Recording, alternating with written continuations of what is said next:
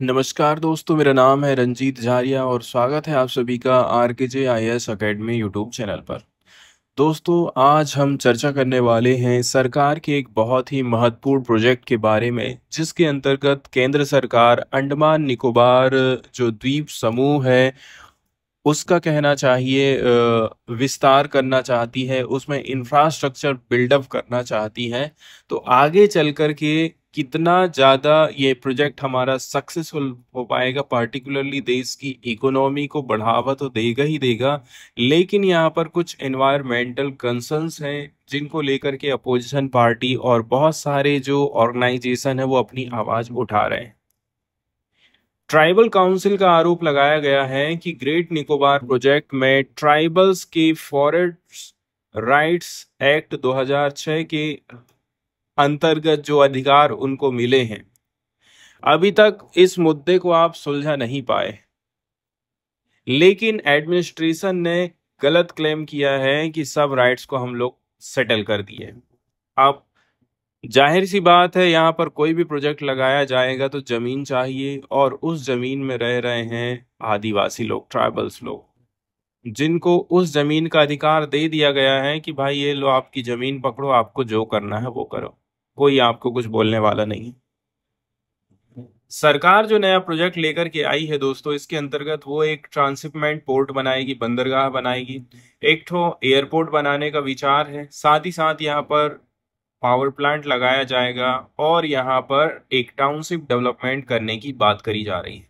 लेकिन इस प्रोजेक्ट में डेवलपमेंट के नाम पर सबसे ज़्यादा जो प्रभावित होने वाले लोग हैं वो यहाँ की ट्राइबल्स कम्युनिटीज़ है, और यहाँ पर जो जीव जंतु पाए जाते हैं, जो रिच बायोडाइवर्सिटी है, वो बहुत बुरी तरह से प्रभावित होने वाली। थोड़ा सा दोस्तों यदि हम इसको डीपली समझने की कोशिश करें इस प्रोजेक्ट के बारे में, तो देखिए, ग्रेट निकोबार प्रोजेक्ट एक मल्टी डेवलपमेंट इनिशिएटिव है जिसका मेन उद्देश्य है हॉलिस्टिक डेवलपमेंट ऑफ निकोबार। ये island Andaman and Nicobar group का साउदर्न मोस्ट पार्ट है और स्ट्रेटजिक लोकेशन के कारण बहुत ज़्यादा इंपॉर्टेंट हो जाता है। इसको नवंबर 2022 में मिनिस्ट्री ऑफ एनवायरनमेंट ने क्लियरेंस दे दिया है और बोल दिया था कि 30 साल के टाइम पीरियड में इसको हम एकदम step by step, phase by phase इसका डेवलपमेंट का काम चालू करेंगे। ये लॉन्ग टर्म प्रोजेक्ट है जो मिलिट्री, इकोनॉमी और सोशल डेवलपमेंट दोनों के हिसाब से डेवलप किया जा रहा है। इसके कुछ की ऑब्जेक्टिव रखे गए हैं। स्ट्रेटजिक इंपॉर्टेंट मतलब प्रोजेक्ट का उद्देश्य ये है कि चाइना के एक्सपांशनिस्ट एक्टिविटी को हम काउंटर कर सकें और मैरीटाइम सिक्योरिटी को हम स्ट्रांग बनाएं। इसके अलावा ये इलीगल फिशिंग और पोचिंग एक्टिविटी, जैसे कि म्यांमारी फिशर्स द्वारा, ये जो म्यांमार से आने वाले फिशरमैन हैं, ठीक है, इसको, ये जो इलीगल फिशिंग करते हैं उसको रोकना। इसके अलावा यहाँ पर इंफ्रास्ट्रक्चर डेवलपमेंट का काम भी किया जाएगा, जैसे कि इंटरनेशनल कंटेनर ट्रांसशिपमेंट टर्मिनल बनाया जाएगा पोर्ट्स के लिए, जो इंडिया को रीजनल शिपिंग प्रोवाइड करेगा। ग्रीनफील्ड इंटरनेशनल एयरपोर्ट बनेगा जिसका डुअल यूज है, लोग भी आना जाना करेंगे और मिलिट्री का भी आना जाना हो जाएगा। यहाँ पर टाउनशिप डेवलपमेंट करी जा रही है ताकि रिहेबिलाइजेशन और सेटलमेंट किया जा सके, मतलब यहाँ के लोगों को हटाएंगे जमीन से, कहीं ना कहीं तो बसाना है। इसके अलावा 450 MVA पावर प्लांट स्थापित किया जाएगा जो कि गैस और सोलर पावर बेस्ड रहेगा। जियोग्राफिकली भी इससे रिलेटेड काफी सारा कंसर्न है दोस्तों। Great Nicobar island southern most island है जो 10 डिग्री चैनल के साउथ में लोकेटेड है। यहाँ इंदिरा पॉइंट है, ठीक है, जो सिर्फ 150 किलोमीटर दूर है इंडोनेशिया से। इसके अलावा इकोसिस्टम की जब आप बात करते हैं दोस्तों, यहाँ काफी रिच बायोडाइवर्सिटी हमको देखने को मिलती है। इस आइलैंड में ट्रॉपिकल एवरग्रीन फॉरेस्ट 650 मीटर तक हाइटेड हैं। इसके अलावा माउंटेन है, कोस्टल सिप, कोस्टल प्लेन्स है, जो कि इसकी जियोग्राफी को काफी हार्ड बना देती।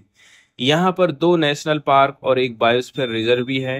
इंडेंजर्ड स्पीसीज जैसे कि लीदरबैक सी टर्टल्स भी यहाँ पर पाए जाते हैं। तो आप सोच सकते हैं कि कितनी ज्यादा इसकी बायोडायवर्सिटी में रिचनेस है हमारे यहाँ पर। यदि ये प्रोजेक्ट बनाया जा रहा है, इतना बड़ा एरिया आप उठा रहे हैं, तो जाहिर सी बात है यहाँ पर लगभग 237 सोम्पेन और 1000 निकोबारीज रहते हैं। तो इनके अधिकार सीधे सीधे प्रभावित होने वाले हैं।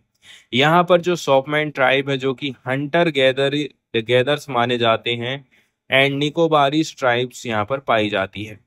751 स्क्वायर किलोमीटर के एरिया में ये लोग फैले हुए हैं। प्रोजेक्ट के लिए लगभग 84 स्क्वायर किलोमीटर ट्राइबल रिजर्व को डी नोटिफाई आपने कर दिए हैं। इसके अलावा डिफॉरेस्टेशन बहुत बड़े पैमाने पर होने वाला है। इसके अलावा एक चीज और ये है कि ये जो एरिया है सीस्मिक एक्टिविटी वाला एरिया, यहाँ पर भूकंप आते रहता है। यहाँ के नीचे की जो प्लेटें हैं कंटिन्यू गति कर रही। 2004 में यहाँ पर 9.2 मैग्नीट्यूड का अर्थक्वेक आया था, प्लस सुनामी आई थी।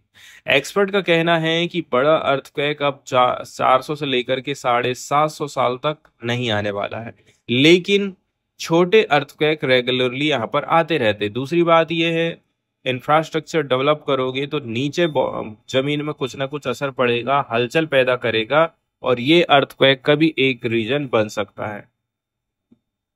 इसी के ऊपर एक रिपोर्ट आई है, इसको हम यहाँ पर अध्ययन करेंगे। इस रिपोर्ट में बताया जाता है कि ट्राइबल रिप्रेजेंटेटिव बॉडी ने ट्राइबल अफेयर मिनिस्टर को एक कंप्लेंट भेजी।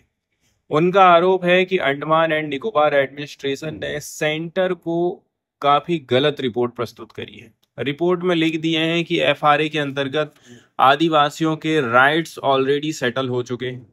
इसी बेस पर फॉरेस्ट लैंड डाइवर्जन क्लियरेंस मिल गया है, लेकिन जमीन लेवल पर आप जाएंगे तो वहां पर कुछ और रियलिटी ही हमको दिखाई देती। इसमें बताया जाता है कि भाई जो अंडमान एंड निकोबार एडमिनिस्ट्रेशन है, इसने केंद्र सरकार को फॉल्स रिप्रेजेंटेशन दिया, क्लेम किया कि ट्राइबल पीपुल के राइट एफआरए कानून 2006 के अंतर्गत आइडेंटिफाई कर दिए गए हैं, मुद्दा खत्म कर दिया गया है, ये लोग शांत हो गए। इसी वजह से 72,000 करोड़ रुपए का ग्रेट निकोबार प्रोजेक्ट है, इसको क्लियरेंस मिल गया है। अब लेकिन निकोबारीज काउंसिल की बात करें, जो कि ट्राइबल रिप्रेजेंटेशन बॉडी है, इसने union tribal affair Jual Oram को कंप्लेंट करके बोला है कि ये बिल्कुल गलत बात है। प्रोजेक्ट डिटेल फिर से रिपीट हुए, जिसमें पोर्ट, एयरपोर्ट, पावर प्लांट और टाउनशिप शामिल है। लोकल ट्राइब्स पीपुल ने काफी सारी चिंता यहाँ पर जाहिर करी है। 13,075 हेक्टेयर फॉरेस्ट लैंड डाइवर्जन बहुत बड़ा है, छोटा मोटा नहीं है। 13,000 हेक्टेयर फॉरेस्ट। ये स्टेप वल्नरेबल ट्राइबल्स ग्रुप पर सबसे ज्यादा असर पड़ने वाला है, उनके सर्वाइवल के लिए, उनकी लाइवलीहुड के लिए, और उनकी कल्चर को खत्म कर देगा ये। इसके बाद 2024 में जब जुआल ओराम ने ट्राइबल अफेयर्स मिनिस्टर का पद संभाला था, उन्होंने कहा कि भाई उनकी मिनिस्ट्री ये सारे इशू को देखेगी। 2025 की शुरुआत में उन्होंने पब्लिक स्टेटमेंट भी दिया था कि जो भी कंसर्न है इनको हम एग्जामिन करेंगे, लेकिन डिटेल नहीं बताया कि क्या स्टेप लिए जा रहे हैं। इसके बाद सर्टिफिकेशन से रिलेटेड इशू यहाँ पर है। पिछले 2 महीनों में काउंसिल को पता चल गया है कि एडमिनिस्ट्रेशन ने 2022 में एक सर्टिफिकेट इशू किया था। सर्टिफिकेट में लिखा था कि एफआरए राइट्स आइडेंटिफाई और सेटल हो चुके हैं, और फॉरेस्ट लैंड डाइवर्जन के लिए कंसेंट ग्राम सभा से लिया जा चुका है। अब बताओ ऐसे कैसे इतने जल्दी सब कुछ हो गया और हमको कुछ पता भी नहीं चला है। Tribal council of little Andaman Nicobar and great Nicobar ये क्री रिप्रेजेंटेटिव बॉडी मानी जाती है यहाँ की निकोबारीज ट्राइबल्स की, जो कि एडमिनिस्ट्रेशन के साथ कई सारे मुद्दों पर बातचीत करती है, अपनी आवाज उठाने का काम करती है। अब वही बॉडी कह रही है कि ये सर्टिफिकेट झूठा है। इसके बाद काउंसिल ने 21 जुलाई 2025 को मिनिस्टर ओराम को लेटर लिखा। उसमें क्या लिखा? हमने प्रोजेक्ट के लिए कंसेंट नहीं दिया है। आप कहां से कंसेंट मिल गई आपको? एफआरए के अंतर्गत फॉरेस्ट राइट सेटलमेंट की प्रोसेस अभी स्टार्ट तक नहीं हुई और आप तो बोल रहे हो कि सब बात खत्म हो गई, इसलिए सेटलमेंट होने का सवाल ही नहीं उठता है। उन्हें हाल ही में पता चला है कि अगस्त 2022 में डिप्टी कमिश्नर निकोबार डिस्ट्रिक्ट ने सर्टिफिकेट इशू कर दिया है जिसमें क्लेम किया जाता है कि राइट्स सेटल हो चुके हैं। काउंसिल कह रहा है ये जो पूरा का पूरा क्लेम है ना वो पूरा गलत है। उस फॉरेस्ट डाइवर्जन सर्टिफिकेट जो कि 18 अगस्त 2022 का है उसमें क्या लिखा है? उसमें लिख दिए हैं भाई कि पूरे 121 स्क्वायर किलोमीटर प्रोटेक्टेड फॉरेस्ट और 8 square kilometre deemed forest area में एफआरए राइट सेटलमेंट की प्रोसेस पूरी हो चुकी है।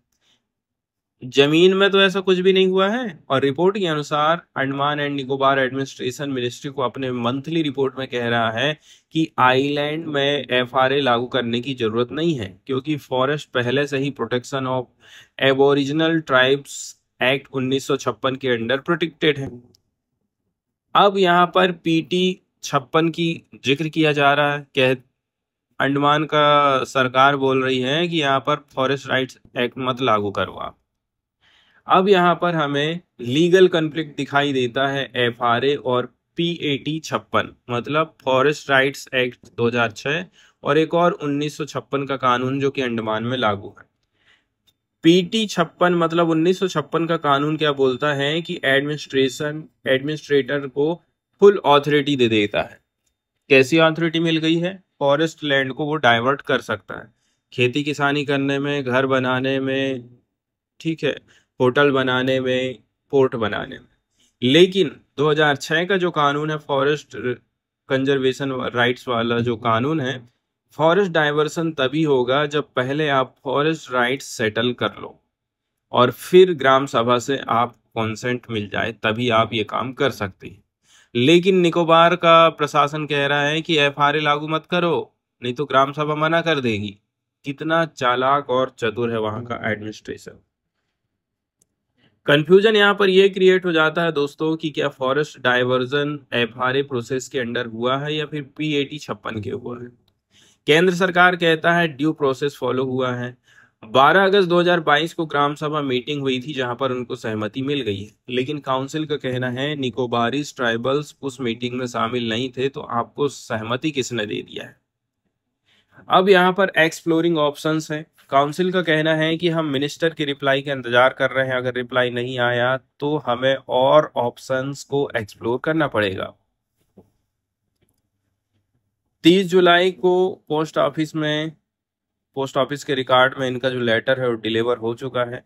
उन्होंने ईमेल भी भेजा लेकिन अभी तक मिनिस्टर ऑफिस से कोई आंसर नहीं आया।